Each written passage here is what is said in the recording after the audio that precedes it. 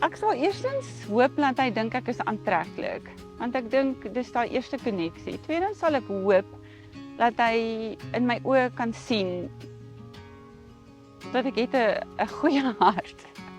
Eienskappe wat ek hoop Pieter in my raak sien, is dat ek 'n baie klein en sagte hart het wat omgee vir diere en mense, en dit is definitief iets wat hy moet beskerm van my. Wat ek doen met my hele soos wese, ek is 'n go-getter in die sin van ek sal kry wat ek wil hê, of ek sal my bes probeer om dit te kry. Jy weet, hy kan sien ek is opreg, eerlik, avontuurlustig, maar ook net my persoonlikheid, soos wanneer jy gemaklik is, waarvan jy hou. Ek is stabiel, ek is standvastig, en as ek iets begin het, maak ek klaar.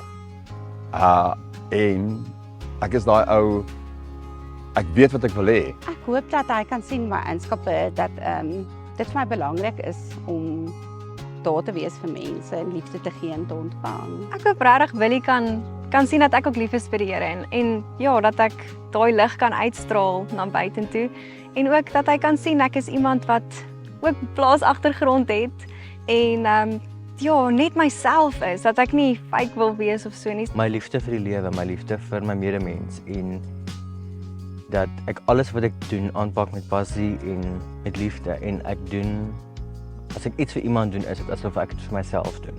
Eienskappe wat ek hoop Boer Willie my raak sien is dat ek baie oop is, ek steek nie iets weg nie, soos ek sê altyd, ek hou van kommunikasie, hy gaan altyd weet presies waar ek staan en ek hoop dat hy dit sal raak sien, dat ek altyd op van hom te lag, ek meen die lewe is net so kort, mens moet die lewe geniet, so ja. I enjoy the smaller things in life.